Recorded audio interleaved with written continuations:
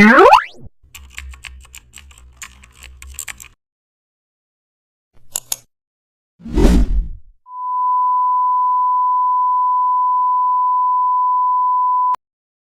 back to the channel. Don't forget to like, share, and subscribe my channel.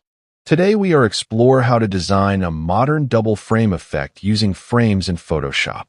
Now I open Photoshop and create a wide canvas for a modern layout. First I import an image and resize it to fit the canvas properly. Then I draw a rectangular frame around the image using the Shape tool. After that I duplicate the frame and increase its size slightly. Now I change the color of the outer frame to create contrast. Next I add soft drop shadows to both frames to add depth. Then I carefully align both frames so spacing looks intentional. After this I adjust opacity to keep the frames subtle and elegant. Now I test different stroke widths to find the perfect balance. Finally I refine everything